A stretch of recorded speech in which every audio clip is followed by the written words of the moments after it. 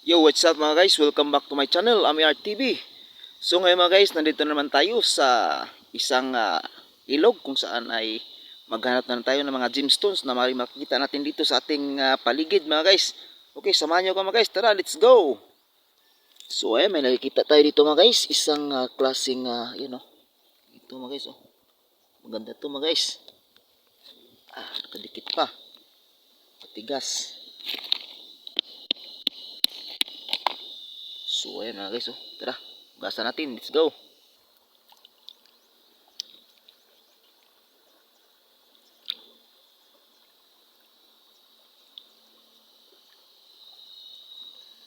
So, ayan siya mga guys, oh. So, isa itong agit. Yan, agit to mga guys. So, para siyang jasper na pinasukan ng agit. So, pero dito mga guys, mas marami yung agit niya mga guys kaysa yung red. Yan, oh. So, agit ito mga guys. Yan. So, tara, hanap pa tayo ng iba mga guys. Let's go. So, ayan, ito mga guys. Ang batong ito ay sedimentary rock na conglomerate. So, makita natin mga guys, yung niya, yung kanyang appearance ay mayroong mga small pebbles na nakadikit sa batong ito mga guys. So, ayan o. So, isa itong conglomerate types mga guys. So isa itong sedimentary types, di ba? So conglomerate rocks binubuo ng mga pebbles at sa mga maliliit na mga buhangin. Okay? So ayun oh. So ito mga guys oh. Okay, so talanisan natin mga guys, tingnan natin kung anong uri ng bato ito. Let's go. So ayan oh. Oh. So, di ba? So, maganda to mga guys. Isa itong uri ng quartzite. Yan o. So, sedimentary. Metamorphic po ito mga guys. Yan o. So, uri ito ng quartzite. Yan. So, isa itong quartzite na types of metamorphic rock. So, napaganda nito. O, di ba? Hanip. Okay, so hanap tayo ng iba mga guys. Let's go. So, ito mga guys. So, isang uri ng metamorphic rock. Yan o. Isa itong metamorphic rock mga guys. Yan o. So, ito ay tawag nito cyst. So, ito mga guys. Yan o. Yan yung itsura niya mga guys. Yan o. So, isa itong metamorphic rock mga guys. Yan o. So, mayroon tayong makita na mga biotite. Ito yung tinatawag na biotite cyst. Di ba? Ayan o. So, mayroon tayong makita na mga parang quartz. Pero hindi siya quartz mga guys. Sa itong biotite na nandito mga guys sa batong ito mga guys. Di ba? So, ito po mga guys ay potentially magnetic po yan mga guys. Okay, so mayroong magnetic, mayroong din hindi. Okay. Okay, let's go mga guys. Hanap pa tayo ng iba. So dito mga guys, mayroon tayong nakita na petrified woods. Ayan o. So isa itong petrified woods mga guys. Ayan o. Petrified woods. So isa itong uri ng kahoy mga guys na naging pusil. Ayan o. So sa katagalan ng panahon ay pinasok siya ng silika. At yun o. Naging bato siya. Kahoy na naging bato. Wag lang yung puso na maging bato. Okay. So, okay lang pag kahoy maging bato. Wag lang puso maging bato. Okay. So, hindi natatablan yan pag puso na maging bato. O, diba? So, yan. Maganda to. Pero tingnan natin yung loob nito mga guys. So hindi siya gaanong maganda. Oh, di ba? Hindi siya gaanong maganda yung pattern. Ano lang siya. Pero bato siya, naging bato na siya mga guys. Okay, so pero hindi siya maganda yung ano, hindi maganda yung klase niya. Okay, tara, let's go mga guys. Hanap pa tayo ng iba. Siya nga pala mga guys, ang mga petrified woods, gaya ng fossilized na mga corals ay nabilong po yan mga guys sa sedimentary rock. Yung ganito mga fossilized.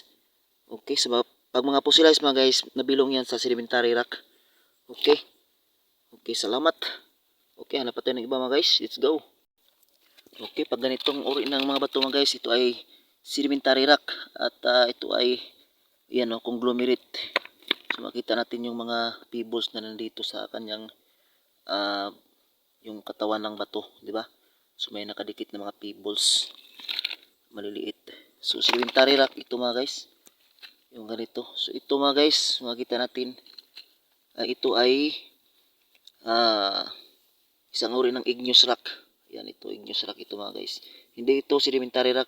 Para lang siyang sedimentary rock mga guys, pero hindi siya sedimentary rock kundi ito ay igneous rock mga guys. Okay. So ang igneous rock mga guys ay galing po sa mga vulkan or sa mga lava o mga lava rock mga guys, yung igneous rock. So yun po yung mga layer ng mga bato na punta sa ilalim.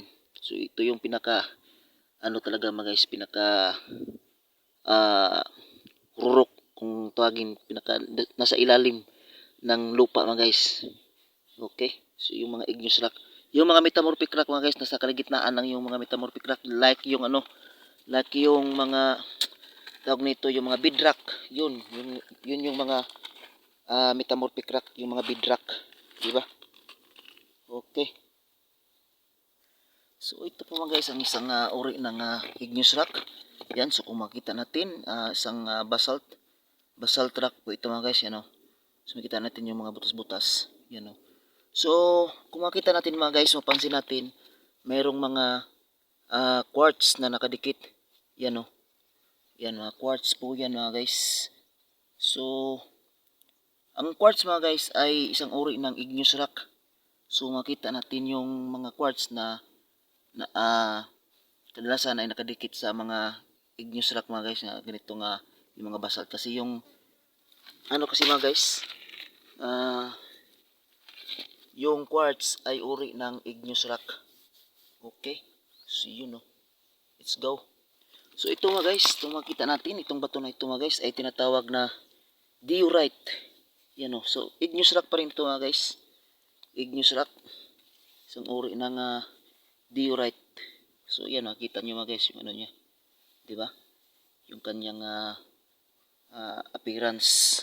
So ganyan yung itsura niya. So diorite. Okay. So let's go. Napaganda. Yan So ayan, may nakita tayong jasper. So yung jasper mga guys ay maihanay natin sa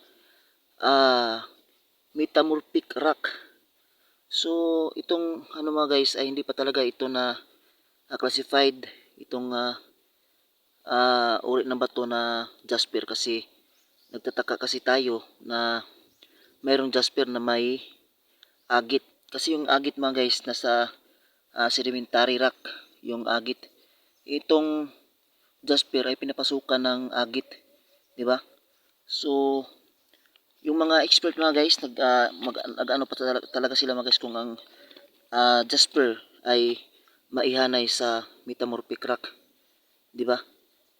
So yan ito mga guys, itong jasper to ay pinasukan na ng agit, yan So ayun lang mga guys. Okay, hanap pa tayo ng iba, let's go. So itong uri na bato na ito mga guys, ito jasper din ito mga guys, kulay siya, purple. Jasper ito mga guys. Try nating hugasan mga guys sa tubig, let's go. Oops. So ayan, so di ba, so ito ay uri ng jasper na pinasukan na din ng agit mga guys. So ayan purple siya mga guys, di ba? So maganda siya pag Nakalis ito mga guys at maganda siguro pattern nito mga guys. Yan o. Di ba? So, okay mga guys. Sana pa tayo ng iba. Let's go. Eh.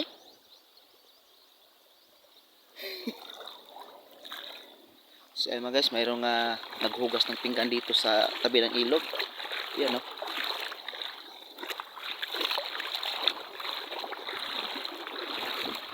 So, dito mga guys, libre talaga yung yung tubig.